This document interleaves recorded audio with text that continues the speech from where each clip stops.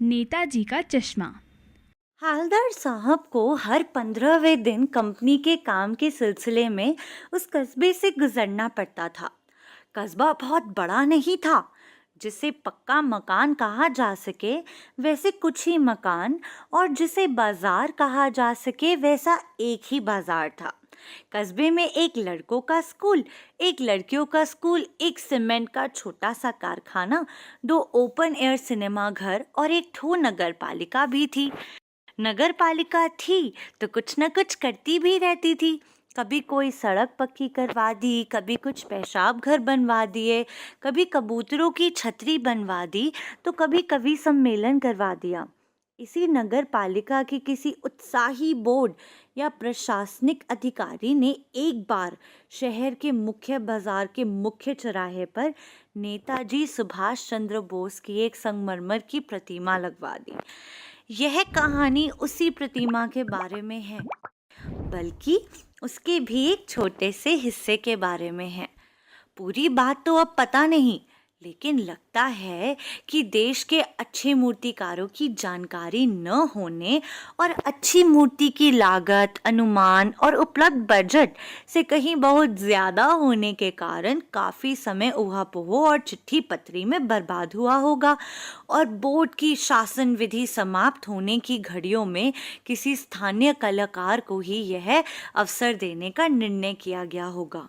और अंत में कस्बे के इकलौते हाई स्कूल के इकलौते ड्राइंग मास्टर, मान लीजिए मोतीलाल जी को ही यह काम सौंप दिया गया होगा, जो महीने भर में मूर्ति बनाकर पटक देने का विश्वास दिला रहे थे। जैसा कि कहा जा चुका है, मूर्ति संगमरमर की थी। टोपी की नोक से कोट के दूसरे बटन तक कोई 2 फुट ऊंची, जिसे कहते हैं बस्ट, और सुंदर भी। नेताजी सुंदर लग रहे थे, कुछ कुछ मासूम और कमसिन। फौजी वर्दी में मूर्ति को देखते ही दिल्ली चलो और तुम मुझे खून दो वगैरह याद आने लगे थे। इस दृष्टि से यह सफल और सराहनीय प्रयास था। केवल एक चीज की कसर थी जो देखते ही खटकती थी। नेताजी की आंखों पर चश्मा नहीं था। यानी चश्मा तो था, लेकिन संगमरमर का नहीं था। एक सामान्य और सचमुच चश्मे का चौड़ा काला फ्रेम मूर्ति को पहना दिया गया था। हालदार साहब जब पहली बार इस कस्बे से गुजरे और चौराहे पर पान खाने रुके, तभी उन्होंने इसे लक्षित किया और उनके चेहरे पर एक कौतुक भरी मुस्कान फैल गई। वाह भाई, यह आइडिया भी ठीक है। मूर्ति पत्थर की, लेकिन चश्मा रियल। जीप कस्बा छोड़कर आगे बढ़ गई, तब भी हालदार साहब इस मूर्ति के बारे में ही सोचते रहे और अंत में इस निष्कर्ष पर पहुंचे कि कुल मिलाकर कस्बे के नागरिकों का यह प्रयास सराहनीय ही कहा जाना चाहिए। महत्व मूर्ति के रंग, रूप या कद का नहीं, उस भावना का है, वरना तो देशभक्ति भी आजकल मजाक की चीज होती जा रही है। दूसरी बार जब हालदार साहब उधर से गुजरे तो उन्होंने मूर्ति में कुछ अंतर दिखाई दिया। ध्यान से देखा तो पाया कि चश्मा दूसरा है। पहले मोटे फ्रेम वाला चकोर चश्मा था और तार के फ्रेम वाला गोल चश्मा है। हालदार साहब का कौतुक और बढ़ा। वाह भाई, क्या आइडिया है। मूर्ति कपड़े नहीं बदल सकती, लेकिन चश्मा तो बदल ही सकती है। तीसरी बार फिर नया चश्मा था। हालदार साहब की आदत पड़ गई थी हर बार कस्बे से गुजरते समय चौराहे पर रुकना, पान खाना और मूर्ति को ध्यान से देखना। हालदार साहब को पान वाले द्वारा एक देशभक्त का इस तरह मजाक उड़ाया जाना अच्छा नहीं लगा। मुड़कर देखा तो अवाक रह गए। एक बेहद बूढ़ा, मरियल सा लंगड़ा आदमी, सिर पर गांधी टोपी और आंखों पर काला चश्मा लगाए, एक हाथ में एक छोटी सी संदूकची और दूसरे हाथ में एक बांस पर टंगे बहुत से चश्मे लिए अभी अभी एक गली से निकला था और अब एक बंद दुकान के सहारे अपना बांस टिका रहा था। तो इस बेचारे की दुकान भी नहीं है, फेरी लगाता है। हालदार साहब चक्कर में पड़ गए। पूछना चाहते थे, इसे कैप्टन क्यों कहते हैं? क्या यही इसका वास्तविक नाम है? लेकिन पान वाले ने साफ बता दिया था कि अब वह इस बारे में और बात करने को तैयार नहीं। ड्राइवर भी बेचैन हो रहा था, काम भी था। हालदार साहब जीप में बैठकर चले गए।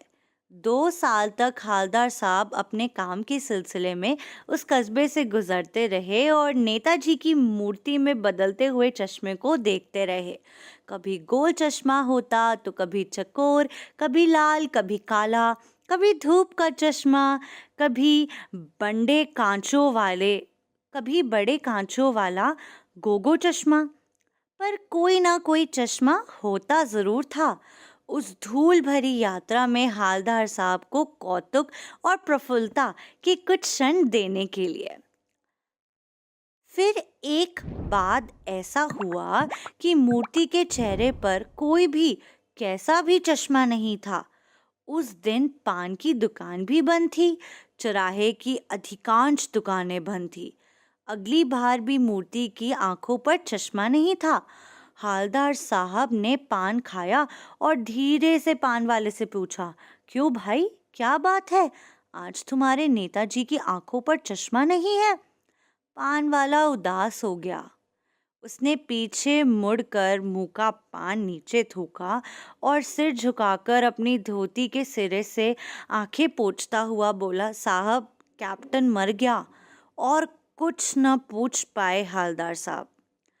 कुछ पल चुपचाप खड़े रहे, फिर पान के पैसे चुकाकर जीप में बैठे और रवाना हो गए। बार बार सोचते, क्या होगा उस कौम का जो अपने देश की खातिर घर गृहस्थी, जवानी, जिंदगी सब कुछ होम देने वालों पर भी हंसती है और अपने लिए बिकने के मौके ढूंढती है। दुखी हो गए। 15 दिन बाद फिर उसी कस्बे से गुजरे। कस्बे में घुसने से पहले ही ख्याल आया कि कस्बे की हृदय स्थली में सुभाष की प्रतिमा अवश्य ही प्रतिष्ठित होगी, लेकिन सुभाष की आंखों पर चश्मा नहीं होगा, क्योंकि मास्टर बनाना भूल गया और कैप्टन मर गया। सोचा, आज वहां रुकूंगा नहीं, पान भी नहीं खाएंगे, मूर्ति की तरफ देखेंगे भी नहीं, सीधे निकल जाएंगे। ड्राइवर से कह दिया, चौराहे पर रुकना नहीं, आज बहुत काम है, पान आगे कहीं खा लेंगे। लेकिन आदत से मजबूर आंखें चौराहे आते ही मूर्ति की तरफ उठ गई। कुछ ऐसा देखा कि चीखे, रोको! जीप स्पीड में थी। ड्राइवर ने जोर से ब्रेक मारे। रास्ता चलते लोग देखने लगे। जीप रुकते न रुकते हालदार साहब जीप से खुद तेज तेज कदमों से मूर्ति की तरफ लपके और उसके ठीक सामने जाकर अटेंशन में खड़े हो गए। मूर्ति की आंखों पर सरकंडे से बना छोटा सा चश्मा रखा हुआ था, जिसे बच्चे बना लेते हैं। हालदार साहब एकदम खुश हो गए। इतनी सी बात पर उनकी आंखें भर आईं।